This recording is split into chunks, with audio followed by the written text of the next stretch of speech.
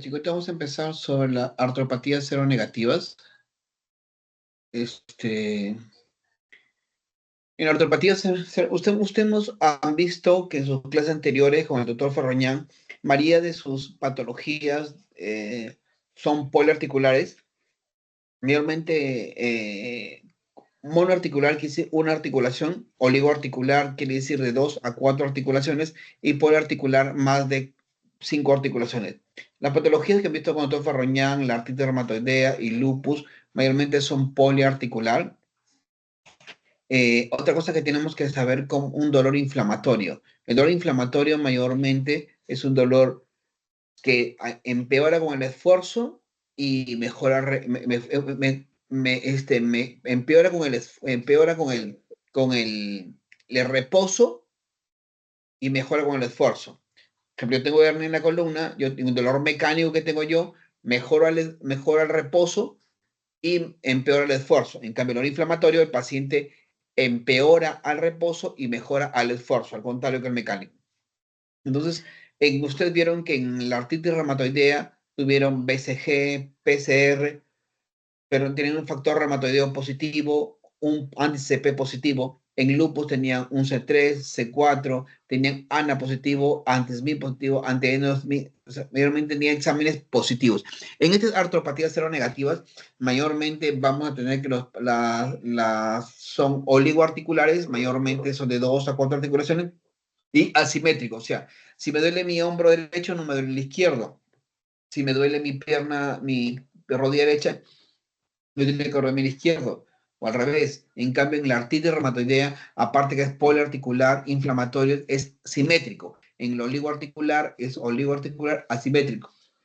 Entonces, la mayoría de patologías que vamos a ver son mayormente, tenemos la espondilitis anquilosante, 2, la artritis psoriásica, la artritis reactiva y la artropatía enteropática, mayormente en estas enfermedades.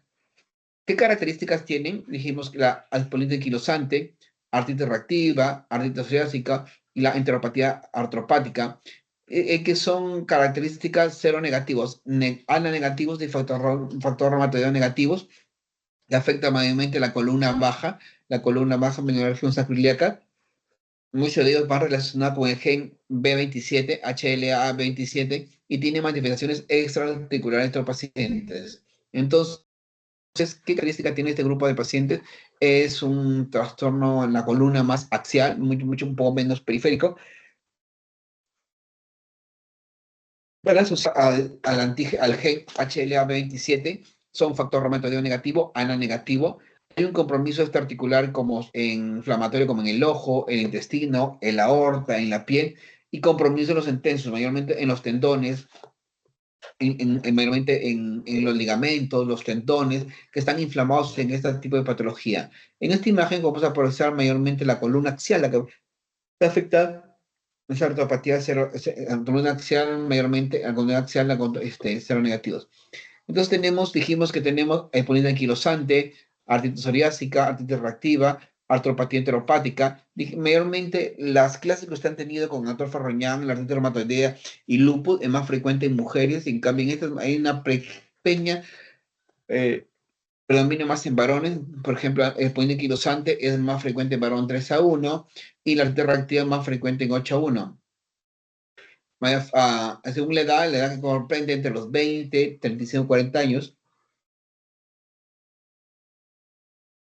hay distribución mayormente axial. Algunos van con sacroileitis, mayormente más frecuente en espondilitis anquilosante, en artritis, en artritis reactiva, en artritis psoriásica, con dactilitis, muy común en la psoriásica, entesitis, muy común mayormente en este tipo de patologías, anquilosante, psoriásica, artritis reactiva.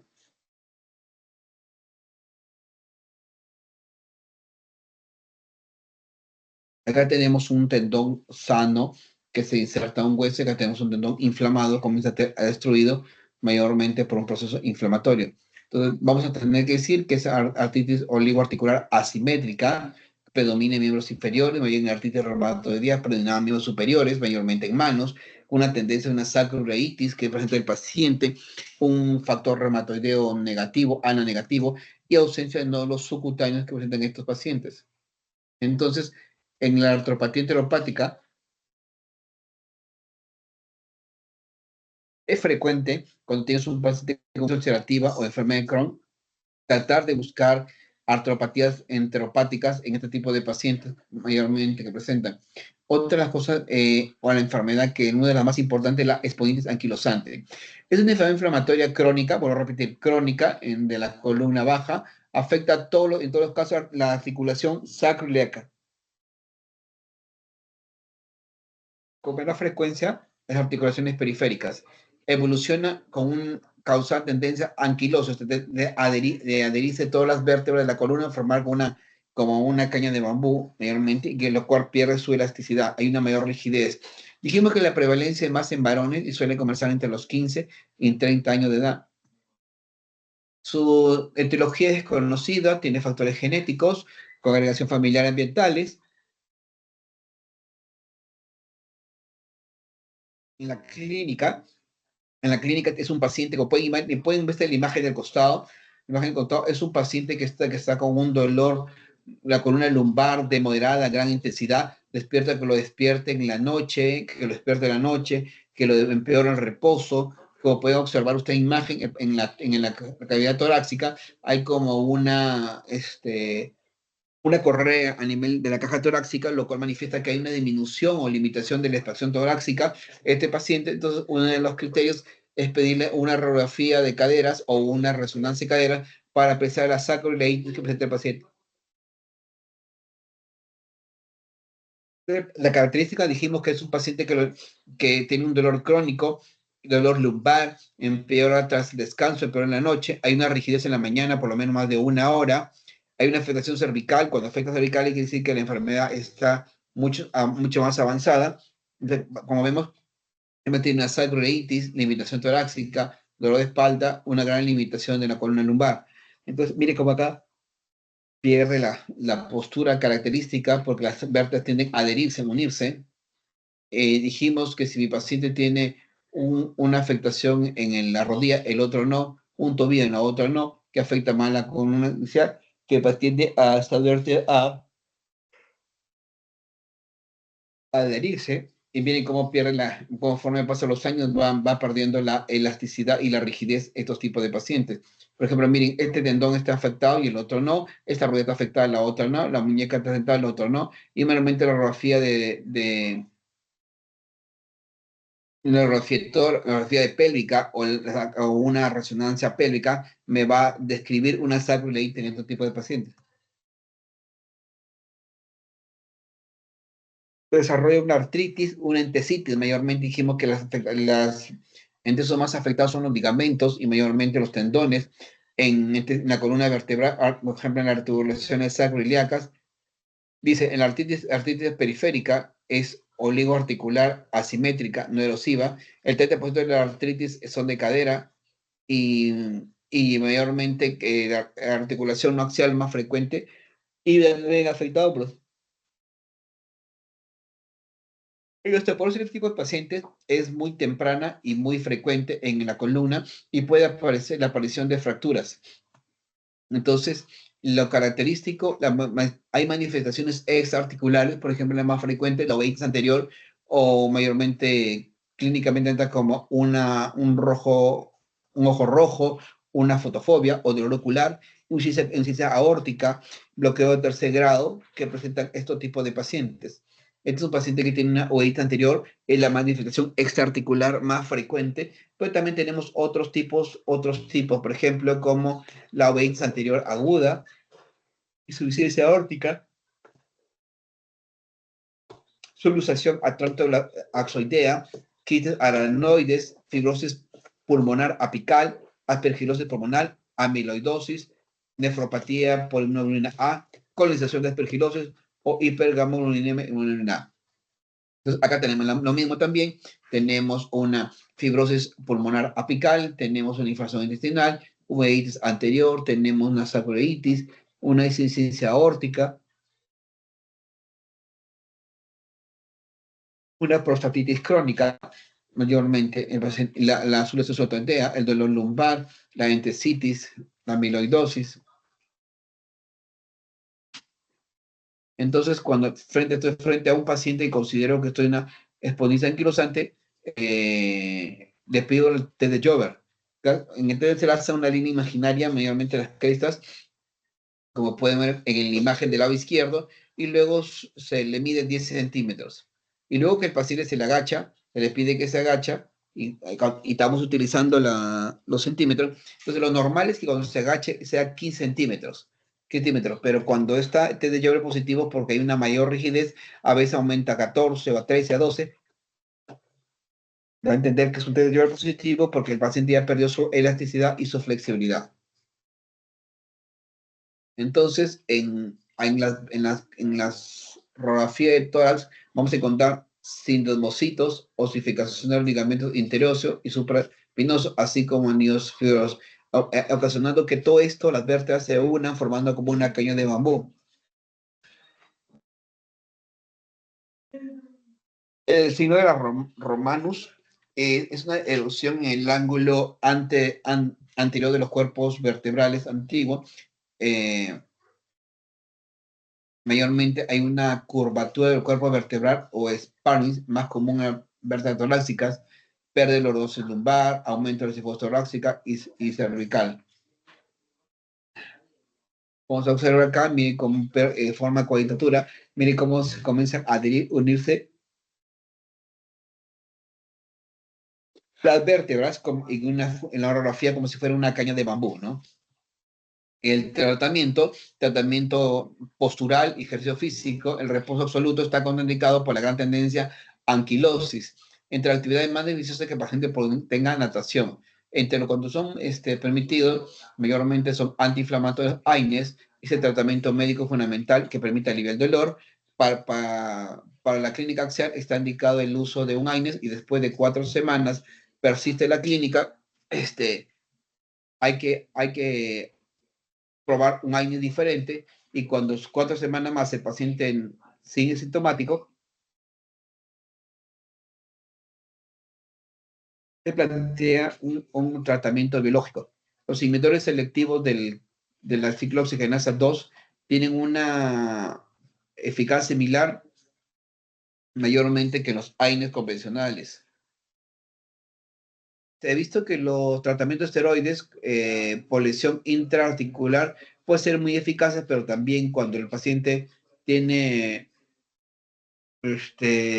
una artritis periférica o incluso celulitis se puede utilizar, pero realmente son tópicos. Los corticoides orales, mayormente que utilizan nuestro ciclo secundaria, no ha demostrado eficacia significativa, por lo tanto no debe recomendarse. El tratamiento con FAME son muy útiles para infiltraciones extraarticulares persistentes como sulfasalazina, metotrexate, pero no tienen ninguna actividad sobre la columna axial. Como pueden observar acá, esto lo saqué del Mirga Historia. Miren, es un paciente que tiene una afectación de la columna axial, que mayormente vemos la manifestación es radicular, veitis anterior, insuficiencia aórtica y diferentes tipos de manifestaciones. El paciente tiene un dolor en la región lumbar que se da de la pierna. Este,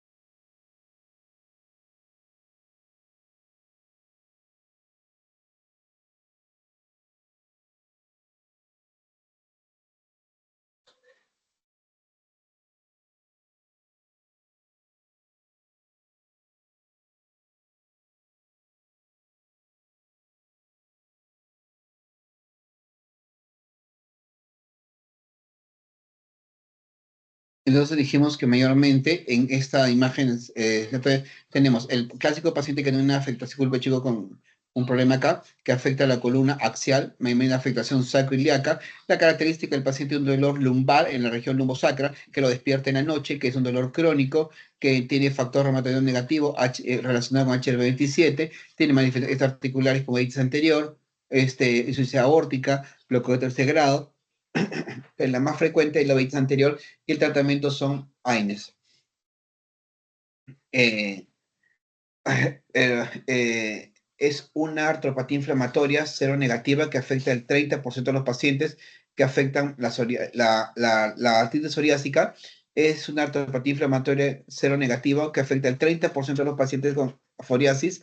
La psoriasis registra en 1.2 la población en general, en contraste con la prevalencia de pacientes con artritis seronegativas, que es el 20%. La manifestación es oligoarticular asimétrica en las uñas, una de Putin, usualmente como alteraciones puntiformes que presentan las uñas y mayormente el dedo de salchicha, en la forma de salchicha, que son dolorosos. Es una causa conocida, hay factores ambientales como el DR4 y un marcador de la gravedad de la artritis. El H27 ocurre en el 30-60% de los pacientes con celulitis y espondilitis. Esta es la imagen de un paciente con psoriasis en diferentes partes del cuerpo. Entonces, el desarrollo de artritis psoriásica no tiene prevalencia por sexo, es igual, ocurre en la media edad, de tercera, cuarta de la década de vida. La psoriasis precede cronológicamente a la artritis en más del 60% de los casos. Entonces, la psoriasis precede a la artritis en más del 60% de los casos. Es muy frecuente que presente mayormente la interfalange distal. Con el artritis reumatoidea mayormente es interfalange distal y mayormente interfalange proximal. Tenemos que la artritis psoriásica, dijimos que está entre la tercera y cuarta década de vida. La psoriasis precede cronológicamente la artritis en el 70% de los casos. Dijimos que hay la artritis reumatoidea, mayormente las manifestaciones se caracteriza que es artritis reumatoidea cuando hay una afectación interfalange proximal, pero en la artritis psoriásica, interfalange distal. Dactilitis en manos y en pies es muy frecuente. Entesopatías, tanto el tendón de Aquiles como la artritis plantar, son parte de la fascia inflamatoria del paciente y tras una larga evolución puede estos pacientes terminar en una amiloidosis frecuentemente. Entonces dijimos que artritis periférica en la columna axial, dactilitis, entesitis, alteraciones en las manos psoriásicas que presentan los pacientes. Tenemos que la artritis psoriásica hay dos tipos, oligoarticular asimétrica y poliarticular simétrica. El oligoarticular simétrica antes se decía que era más frecuente, ahora es la segunda en frecuencia. Es el 30% del oligoarticular asimétrica, es de evolución episódica con brotes que pueden durar semanas o meses y que dejan lesiones residuales en muy rara vez. Afecta a ambos sexos por igual, es frecuente asociación de onicopatía, pitting, que es la forma con complicaciones oculares, es la forma con complicaciones oculares más frecuentes. Entre la psoriásica, en la actualidad es un patrón más frecuente, 40% de los pacientes, aparece artritis reumatoidea sin nódulos, aunque menos invadente, que es muy parecido, es poliarticular simétrica, que es muy parecida a la artritis reumatoidea, pero ¿cómo lo diferenciamos que estos pacientes tienen interfalange distal y la artritis reumatoidea interfalange proximal? Vamos a poder ver los dedos en salchicha que presentan otros pacientes, que es totalmente típico de artritis psoriásica, y el RAI también, que son inflamatorios. Miren cómo acá abajo afectación mayormente en las uñas por una artritis psoriásica. Hay un tipo que es mutilante, que son 5%, se caracteriza por lisis y resorción ósea, de articulación de los dedos de la mano y de los pies, así como metacarpofalangia o metatarsofalángicas. Pregunta examen, el tipo de psoriasis más asociado a artropatía es la vulgar, que el 90% de los pacientes tienen psoriasis vulgar que presenta esta enfermedad. El tratamiento en casos leves, moderados o graves. En leves, si la afectación es menos de 4 articulaciones sin evidencia de radiología, daño o menos síntomas, normalmente son AINES en monoterapia. Estos comparativos no han encontrado diferencia entre que hay una mejoría entre los diferentes tipos de AINES.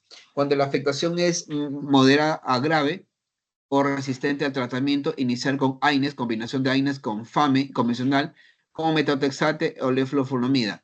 La sulfasalazina hay contraindicado para los pacientes de los primeros pacientes.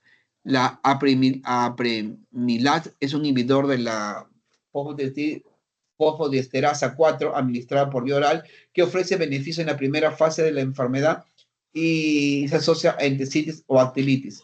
Si hay pluripatología asociada por perfil de seguridad humano, el cual el paciente se rechace el uso de los FAMs.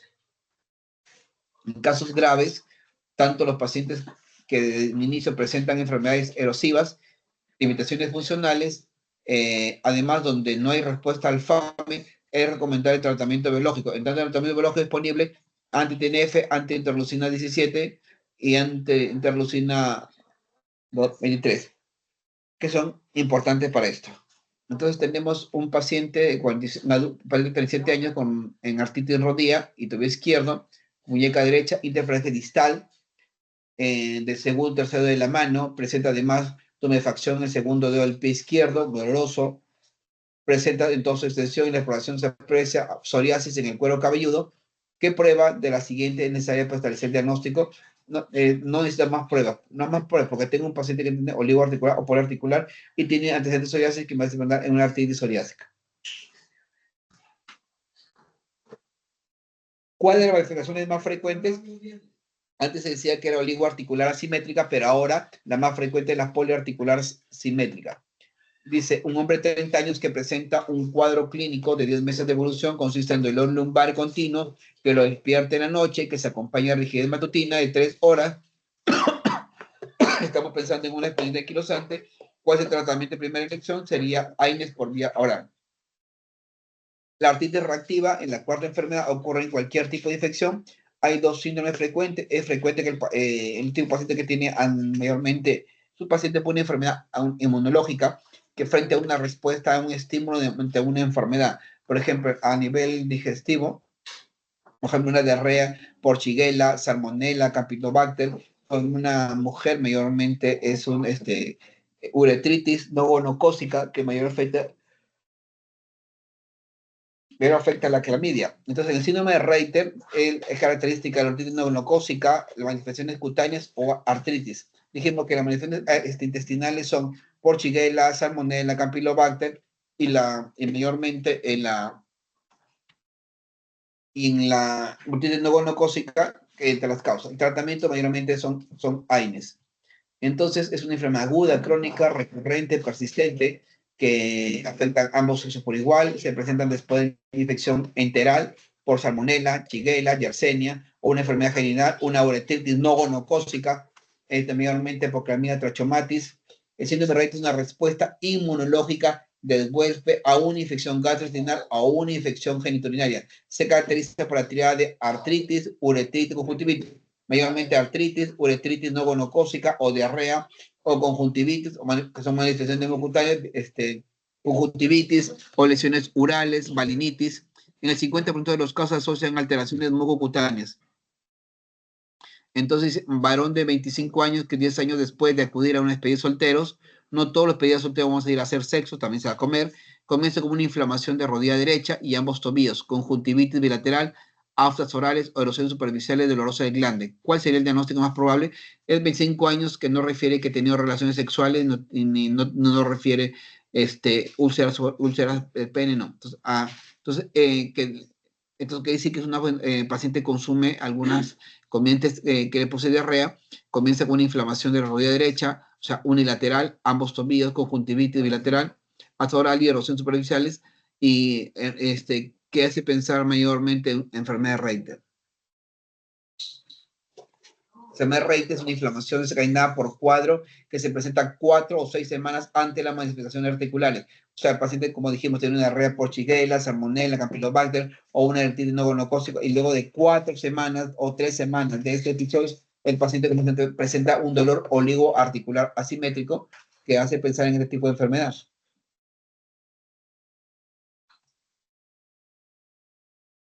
Dice las manifestaciones articulares que indican la lesión inflamatoria del mucoso, conjuntivitis, uretritis, colitis, balanitis, cisliná, en la piel de uñas, queratoderma, menorragia o diferentes tipos de lesiones vasculares. Acá tenemos, por ejemplo, un paciente con una úlcera oral por Reiter, mayormente en la boca.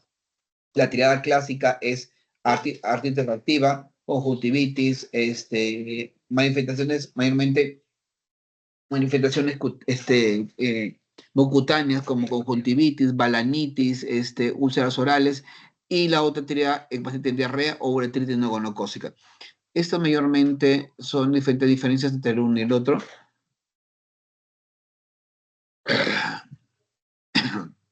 ¿Cuál de los siguientes procesos no son efectivos agentes terapéuticos de los corticoides? Por ejemplo, el lupus sí es importante, polimiositis sí es importante, polimergia reumática también, artritis reactiva también. La espondilitis anquilosante no es tan predominante, mayormente porque el tratamiento mayormente son AINES. ¿Cuál es la afectación extraarticular más frecuente? La espondilitis anquilosante mayormente es la uveitis anterior, pero también tienen insuficiencia aórtica, bloqueo de tercer grado, fibrosis pulmonar, amiloidosis, prostatitis crónica, infección por aspergilosis, contaminación por aspergilosis, luxación axodea. Ahora, el siguiente caso clínico es un paciente de 28 años, consulta por un dolor lumbar de 9 meses de duración, predomina en la noche, que lo despierta en el sueño. Actualmente se le ha asociado con dolor en la parte inferior del talón derecho, notando en los últimos días hinchazón y dolor en la rodilla. Indica cuáles las siguientes actuaciones le puede proporcionar datos que apoyen al diagnóstico. Estamos pensando en espondilitis anquilosante. Dijimos que la espondilitis anquilosante mayormente, uno de los criterios es sacroileitis, que le podemos pedir por una radiografía de tórax o le podemos poner una resonancia. Entonces, acá sería radiografía antes posterior de pelvis para descartar una sacroileitis. El siguiente caso clínico, varón de 27 años con antecedentes de episódicos recurrentes de dolor ocular, fotofobia lagrimeo, que quiere decir uveitis anterior, que desarrolla un dolor insidioso y progresivo en la región lumbar, exacerba en la noche en la cama. Datos relevantes que tiene un test de Jover positivo, que es importante, soplo, incrustación aórtica, tercer grado, es otro criterio.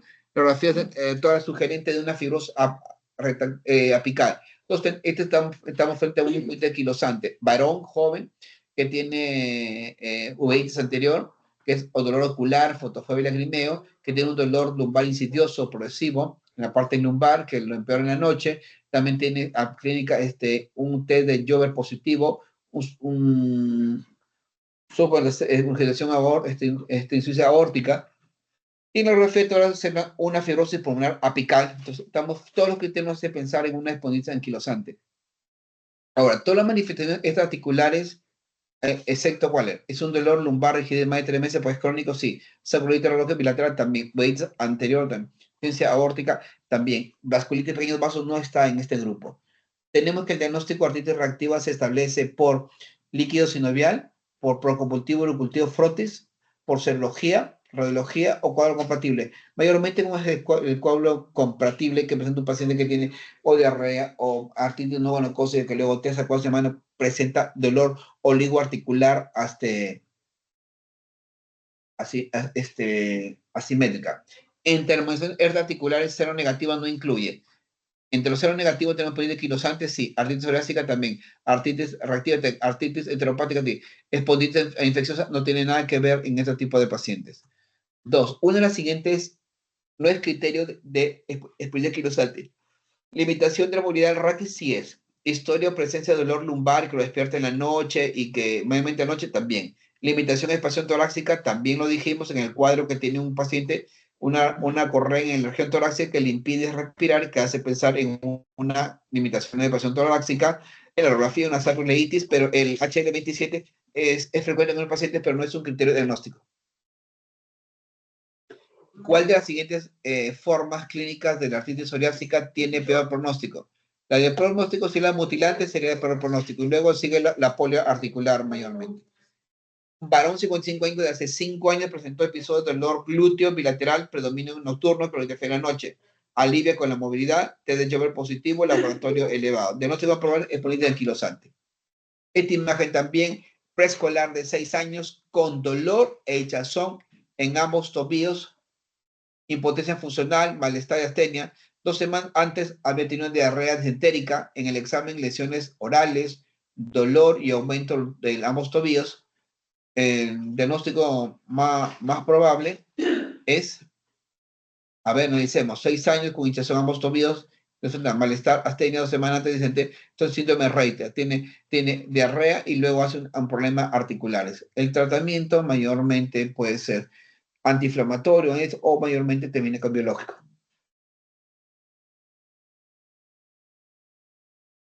Es el resumen de todas las patologías. Con esto nos estamos despidiendo de la clase hoy día y nos estamos viendo para la próxima clase en coordinación con el delegado. Muchas gracias. Muchas gracias, doctor. Gracias, Buenas doctor. noches. Buenas noches, doctor. Gracias.